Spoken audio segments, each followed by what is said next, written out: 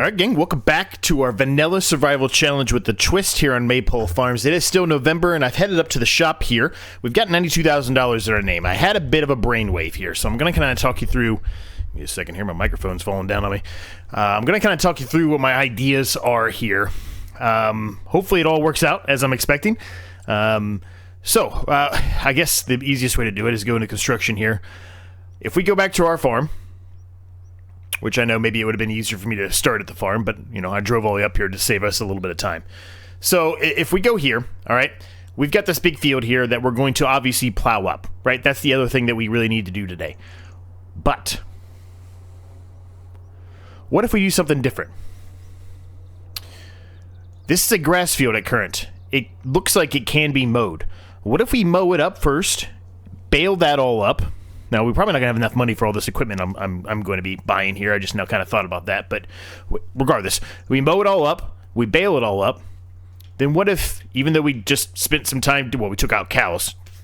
But what if we put down, like, a small sheep pen? Use the grass for that. Make a little bit of wool off of them, or goat milk, either one, doesn't matter. And then sell them whenever the grass is gone. Why wouldn't we do that? That's just, we're just like, you know, wasting money up here on the side of this hill if we just plow it up right now, right? Why wouldn't we do that? So anyway, I think that's what we're going to do, I guess is what I'm trying to get at. I'm probably also going to more than likely take out this portion of the fence here. Maybe we'll take out some of these trees too, so I'm glad I haven't got rid of all that stuff. If we take out some of these trees here, for example, then maybe we can expand this field a little bit. Obviously, we're not going to be able to expand it a ton, but if we expand it, you know, out to somewhere around in here and go over like this, I think that makes a little sense. But we'll see, right? We'll see. Either way, it gives us the opportunity to expand what will be this field. I guess we could turn this into two fields too. I kind of talked about that, I think, in the last episode. And there's still a chance that we might end up doing that. But nonetheless, let's do my little plan here. Let's buy some mowers here. At least mow it up, get it baled up, and then we can kind of decide from there. Now, we are in vanilla, right? That means we don't have liftable bale or pallet mod. I've gotten very used to that with the series we've been running recently, but I try not to do that as much as I can, right? Nonetheless, I'm not going to be able to do it. So if something falls over or whatever, I'm going to have to go about it the old-fashioned way. So how are we going to deal with this? Well, at least what I'm thinking right now is I purchased the mowers, plural probably,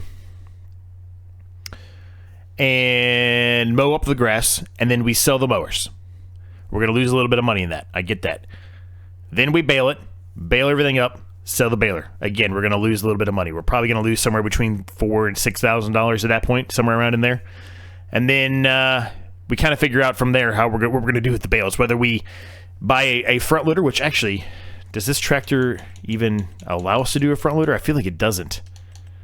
It does not. Okay, so... that's not going to work. How much is a loader? A transport loader. 55. We might not end up getting our money's worth here when all is said and done. At least if we were just to go sell the bales outright. So that's why I'm kind of leaning like maybe we use these bales, put some sheep down, and you know. That's our food for the sheep or for the goats or whatever. That's the food for them, right? We don't have to worry about that. And they'll produce milk and wool for us, which in turn should make us a lot more money, right? Goat milk, you know, quite a bit of money for goat milk, right? $9,138. So in my eyes, this just seems like it's the smartest approach here. I'm not wasting the grass. We're utilizing it to turn it into something better for us that'll make us more money instead of just wasting it, if you will. Yes, like the goat milk might be the way to go here. Well, I mean, let's mow it up anyway. Regardless, let's just mow it up. Like I said, I'm probably going to sell these when I'm done with it, but these are the cheapest ones to buy here. These two, I think. So we'll get these two coons here. And we'll hook into them. We'll go ahead and get started. Getting that field mowed up. How's everyone doing today? Hope you're all doing well. Everyone, for the most part, so far has seemed to be all okay with what we did in the last episode, which was, you know, buying a plot of land that had all this, you know, buildings on it and then selling those buildings and making some profit off of that. So I'm sure not everyone was happy about that. To be fair, really the only people that I've had the input from at this point, at the time of this recording at least, have been my members, but all everyone, for the most part, has been very positive about it. So I did see some comments from, I guess it'd be 2 episodes ago now at this point, where people were kind of in the same ballpark saying, you know, if you buy the land and that's on there, then there shouldn't be any kind of negativity towards that. There's been times in the past where land, you know, it has a building on there that might be worth a lot more money than the land actually sold for one reason or another, so there shouldn't be any kind of, you know, a detriment to what you're doing based off of that, I guess. So yeah, we'll head back up to the new yard, the secondary yard, and get this all hooked up. Well, it's already hooked up. Get this all set up and start mowing that grass, and I'll see you up there. Now, when I put these down there, the sheep or the goats, whatever I decide to do, when I put them down, I really shouldn't have to worry about them too much besides the water, and there should be some kind of a water tank for us. It shouldn't be a problem there, hopefully. We've got, looks like some stopped traffic up here for some reason. Not sure what's going on there.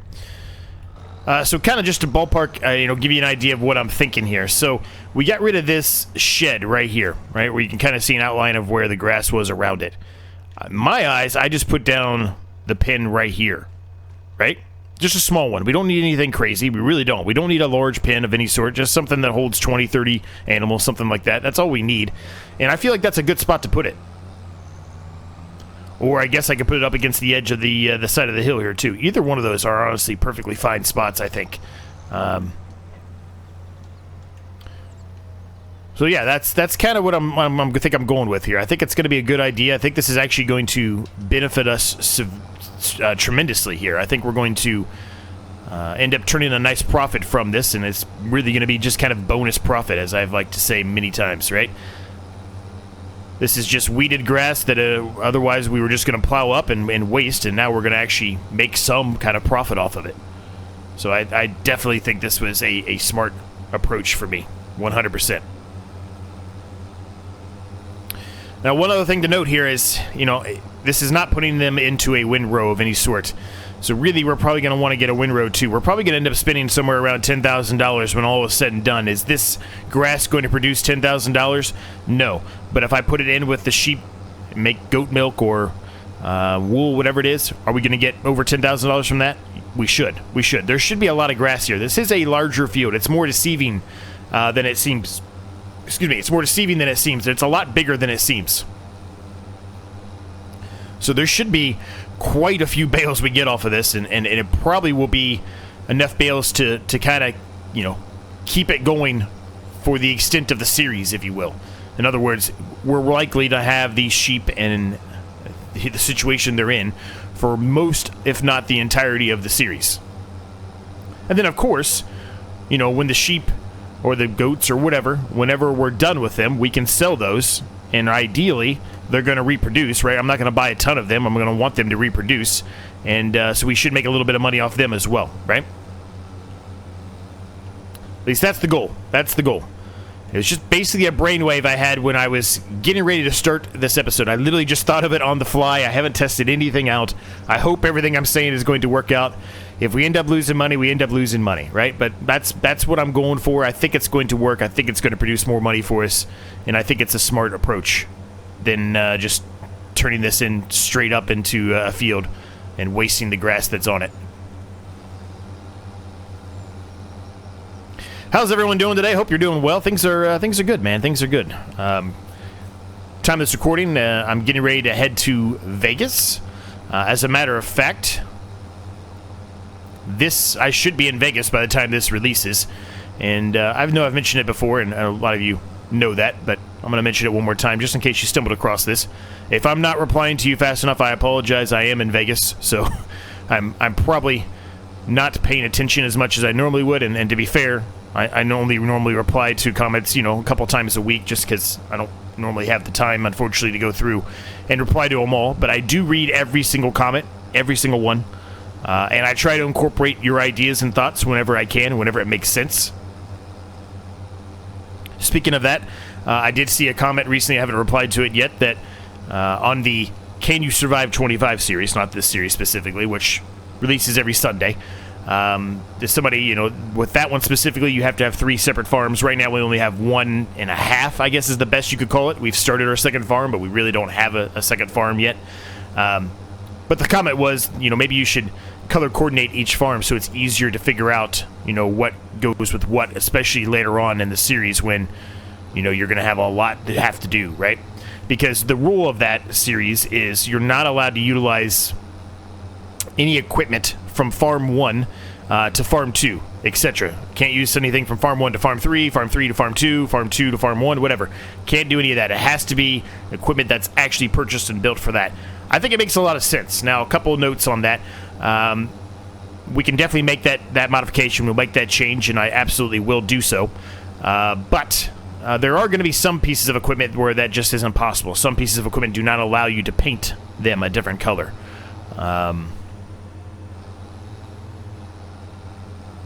But yeah, I think that's a great idea. So we're going to incorporate that. We're going to incorporate that.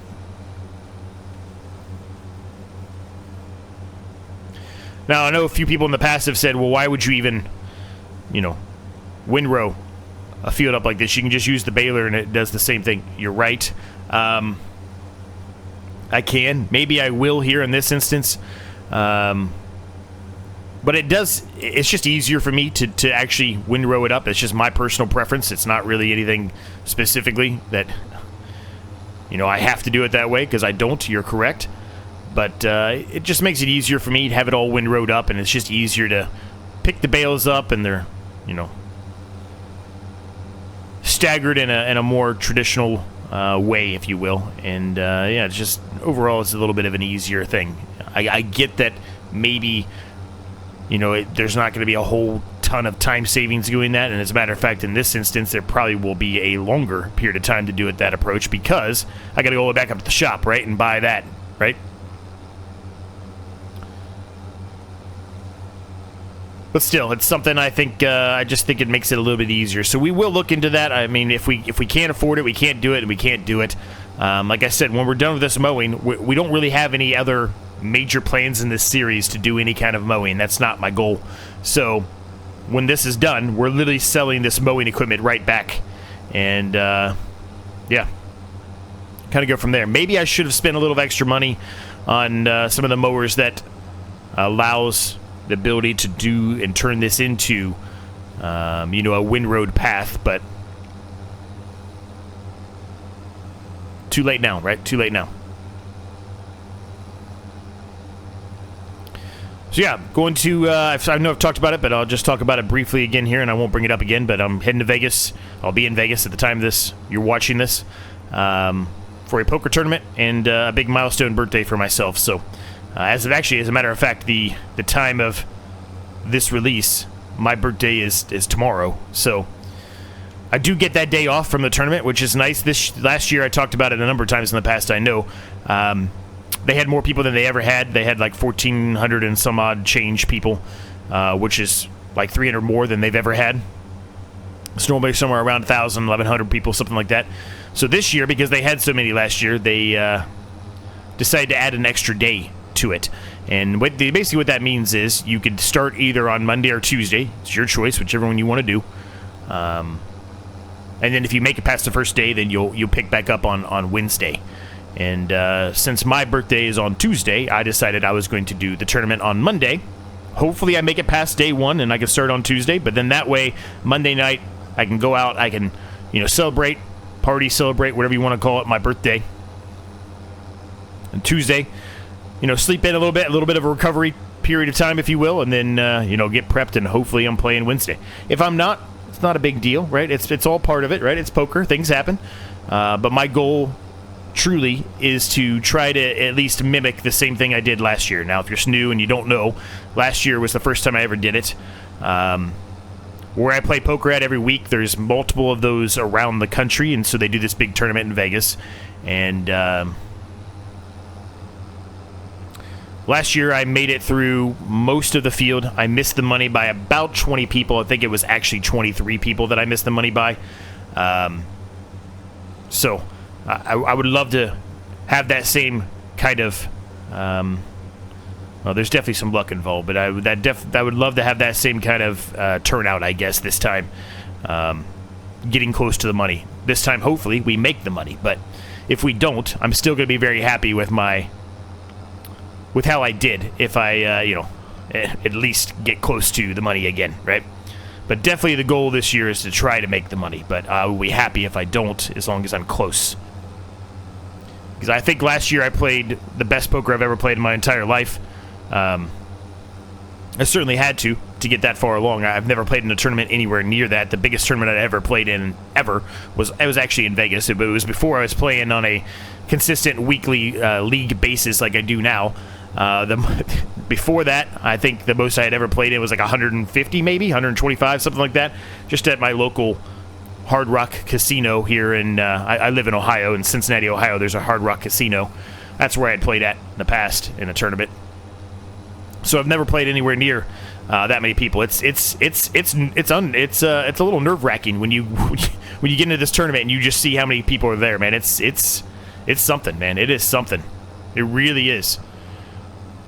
But yeah, I would say that last year I played a lot more conservatively than what I normally would play otherwise. And I'm not saying that I'm a loose type of player. If you know anything about poker terminology, then you know what I'm talking about. If you don't, just bear with me for a few minutes. I'm almost done, I promise. But I wouldn't say I'm a loose cannon or a loose player, if you will, at all. But I do occasionally like to, you know, throw up some curveballs, do something a little crazy. I didn't really do a whole lot of that last year. I really just wanted to get a feel for how things were going, you know, and play your more traditional premium hands, as they're called, right? I played a couple that weren't, sure, and I won a couple of those when I did, but I didn't go too far out of the realm of playing your more traditional play it by the book approach. So this year, I'm probably going to take a few more risks than that, and just see what happens. Anyway, enough about poker. This is Farming Simulator. This is not poker, but I'm just excited about it, so that's why I'm talking about it. So we've got a little bit more left to go here, and then we will be done with this mowing, and then we'll, well, quite frankly, we're going to go back and sell this stuff. And I expect that off of this, we're going to probably lose the most money out of anything. It's probably going to be somewhere in $3,000-ish, $4,000, I would think we're going to lose off this. I hope it's not that much, but that's just my guess. Which is a lot of money, right? We're like I said, we're probably going to end up spending about $10,000 in loss here. To do this grass mowing, and we're definitely not going to probably get $10,000 in grass back from this. So that's why I'm saying let's heavily go into utilizing it for goats or sheep, some kind of an animal. I just think it makes the most sense. I really do. You could argue and say, well, you should have left the cows then. You could have used it for the cows. Yeah, you're right. I guess I could have. At least the baby early cows, right? But really, cows, they need TMR, right? And so we don't have the means to do TMR right now anyway. So sheep and goats are a much easier animal to operate or to work with, I guess, in this instance, right? Because they literally just need sheep. They need sheep. They literally just need grass and water. That's really all they need. So that's just why it seems like it's the perfect fit right now for this. I kept the pig pen for the time being. I still think I'm going to eventually do pigs on this series before we end it. But we are nowhere near a stage yet where we can even consider pigs, unless I wanted to go and buy the pig food outright, which I don't really want to do.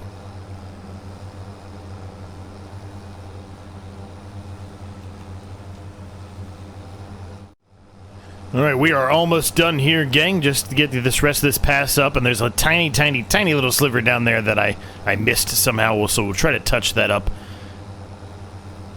And then we can move on. I'm starting to decide, actually, the more that I thought about it, I'm trying to decide if I should just go straight for the baler and ignore the windrower. That would save us a little bit of the loss of money that it would, we would normally... when the loss of money that we would actually lose. The amount of money we would lose. Can't talk today straight. Can't talk straight today. Can't even do that straight. It would save us a little bit of money in regard to the amount of money we would lose. There we go. I actually got it. I guess you got it correct there. Good job, Z. Round of applause.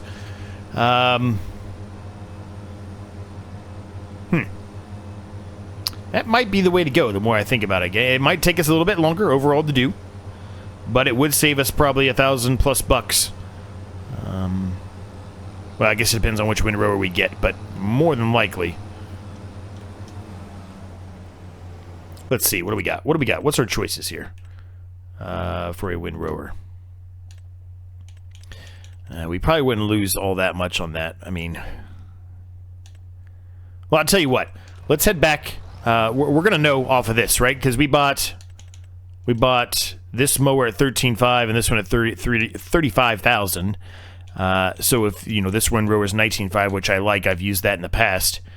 You know, it's not exactly the same amount, but it's going to get close. We're going to be about $10,000 off what that purchase is, right? So whatever this is, you can kind of probably do the math when we sell this and see how much money we get back.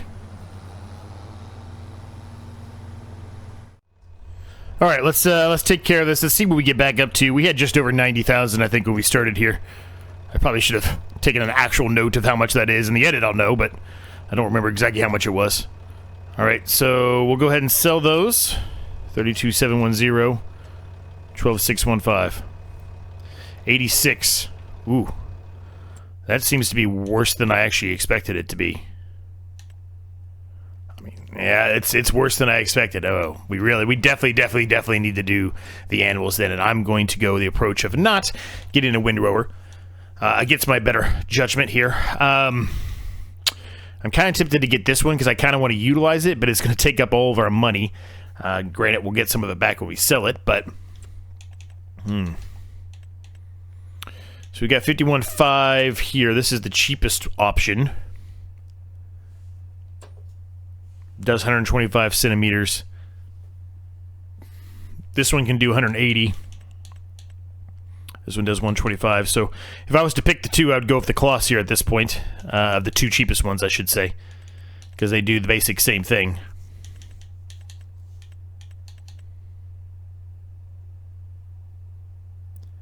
Let's try to save a little money. Let's go for the cheaper one here, because overall it's going to be cheaper whenever we go to sell it too, right? I'm going to look at the Versteins here. I like those a little bit better. I don't want the license plate. We'll just go with the Colossus Rolitex Pro, I suppose.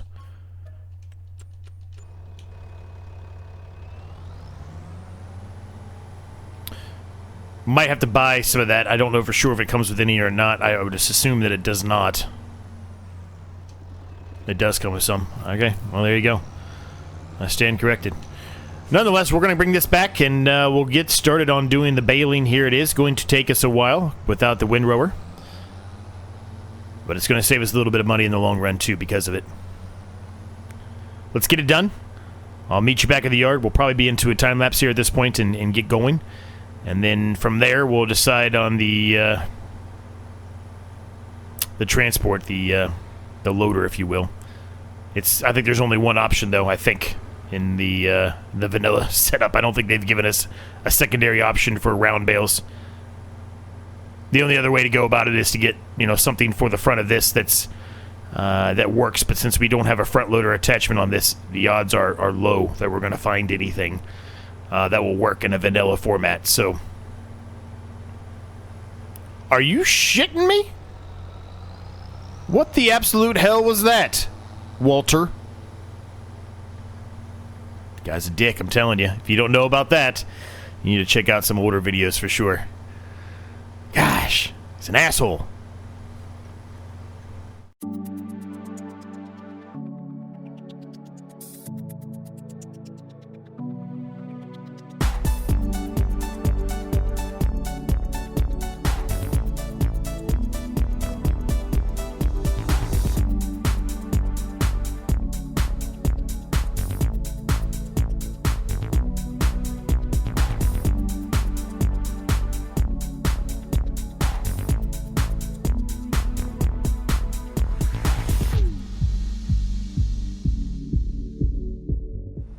Okay, that was a quicker time lapse, but we're going to jump back into it in a second. I don't think I can do this without a windrower, gang. It's just driving me crazy. It's just personal preference more than anything. We're missing bits here and there, and it just doesn't have the widest width on it. So I just don't think I can personally do it. I think I need to do a windrower for it. Yes, you can do it. Clearly, I was just showing that you can. What is going on here? What in the world is going on here? What is happening here? What are you guys doing? What are you doing? I don't know. Maybe the plow is too close to the road, so it thinks they're going to hit it? I guess it has to be what it is. It's the only thing that I have near that. I mean, I guess the planter is inside there as well, right? And the harvester, but it has to be this, I guess.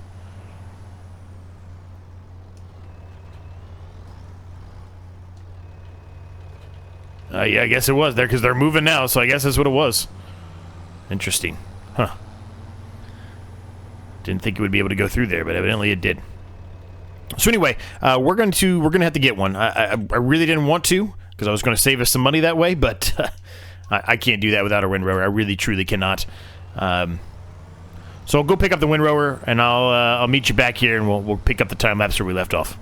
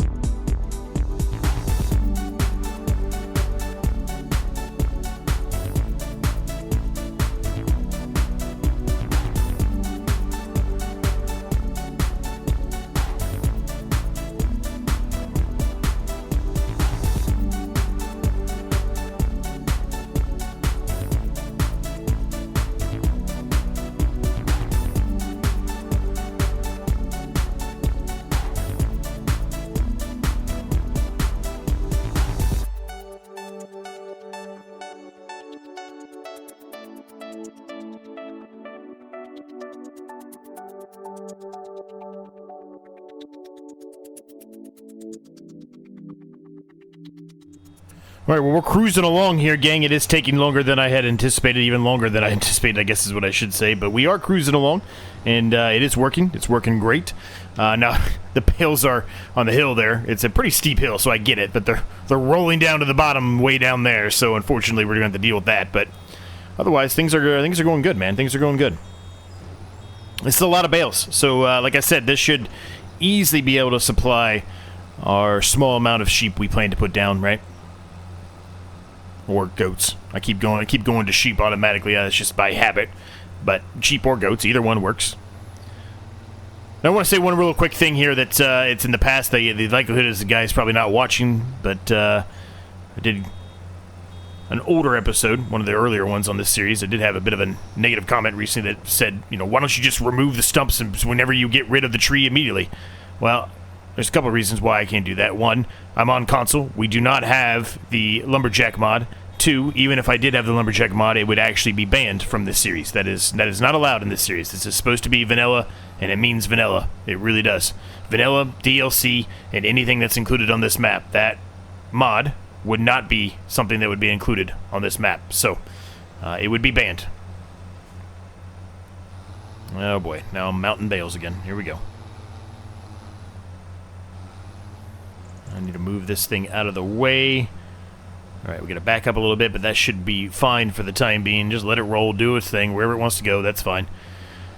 So yeah, I doubt the guy's watching, and he was very, it sounded like frustrated or upset with the fact that I was doing that, but yeah, I mean, I guess what I could have done is when I chopped down the tree, I could have went and got the stump grinder and got rid of the stump right then and there, but it just didn't seem like the most efficient way to do. I was getting by just fine by not going that approach. In other words, I was getting by just fine by cutting the trees down, dealing with the stumps, pulling the trees across the stumps for the time being, and eventually once I got so far in, then I would start getting rid of the stumps, certainly.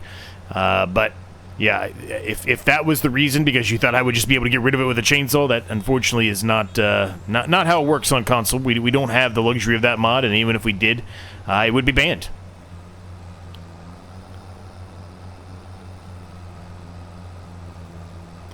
So if he happens to be watching, I mean, maybe hopefully that gives him some clarity. If he's not, then it is what it is, right? It happens. But I just want to make sure in case somebody else is watching and doesn't know, I'm on console. Console, we do not have the luxury of all the mods that you have on PC, unfortunately. Doesn't bother me that much. I'm used to it now at this point, but some people seem to not realize that I'm on console.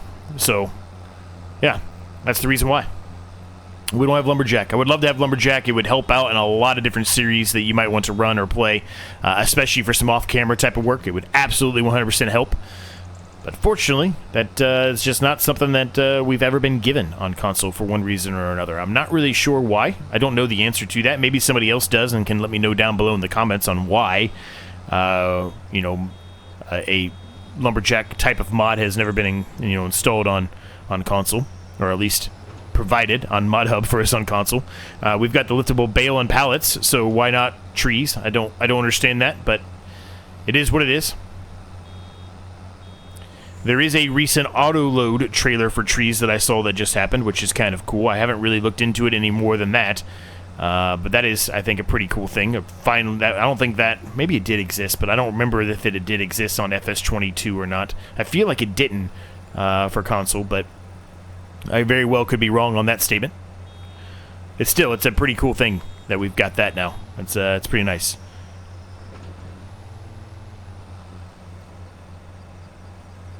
Now, what I would love is an auto-load pallet. Now, I know somebody's already going to be angrily typing in the comments, there is one! You're right, there is, but it's not perfect, and it doesn't work with everything. It has to be something very specific, bought from a very specific location. And it's only one trailer that works, and it's a huge, massive, like, semi-type of trailer. I'm talking about being able to utilize it for, you know, really anything.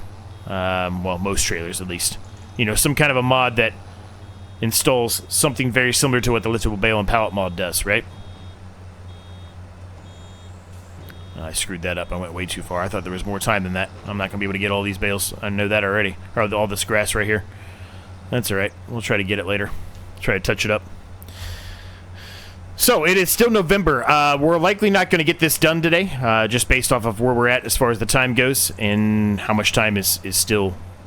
Well, how much time? How much is left still to do, I guess is how I should say. Look at all these bales down here at the end. This is going to be a mess down here at the end. It's going to be a struggle when we get down here to try to get all these bales up, but we'll see if we can figure out a way to make it work, whether we have to get rid of that fence line, which I already said we were going to probably do anyway, or if we're able to get it with a transport, a loading wagon, or whatever you want to call it. Loading trailer, whatever. We'll have to see. But nonetheless, we are going to leave the episode at this point. So we'll finish up the baling in the next episode, and then hopefully we'll take care of picking all of them up thereafter. Hopefully. That's the goal, at least. And then, hopefully we'll be able to put down, you know, a pin for the sheep or for the goats and get them going. Like I said, this should be more than enough for the series. And we probably have too much, honestly. Probably could sell some of these. But for the time being, until we get to that point, I'm just going to keep them all kind of in the area with the sheep or the goats. I'm just going to keep them there in front of the pen themselves. Now, when the time comes and they've chewed through some of the first row, because there's probably going to be a couple of rows, we're going to have to figure out a way to push them, but I think for the most part we should be able to push them with some kind of an implement, I think. I don't think it's going to be too difficult to get those pushed forward to accept it, at least for the goats or the sheep, so shouldn't be a big deal. But yeah, we'll leave the episode at that point. Thanks so much for watching. If you haven't done so already, smash the like and subscribe button for me. It helps me out a absolute ton, and they are completely free, one of the only free things remaining in the world to do today. Thank you to my members. Cannot thank them enough. If you're interested in that, there's a link down below. It gets early access to videos like this one, including the competitive one-tile challenge. Also, there's a link for my second channel down there, which I release gameplay videos and just challenges and other random things that are not Farming Simulator related. So give that a follow. Check that out if you haven't done so already. There's also a Discord down there where you can join. I release any video on either channel on my Discord, so you have easy access to look and see if it's something you're interested in looking into. I also have the ability for you to put down anything that you might be making, whether it's a screenshot, or you just want to have a discussion, or you have questions, or maybe you want to share something you've made on YouTube. You've got that ability to do so on my Discord as well. So check that out if you haven't done so. And with all of that said, thank you so much for watching. Thanks so much for your continued support, and we'll see you next time.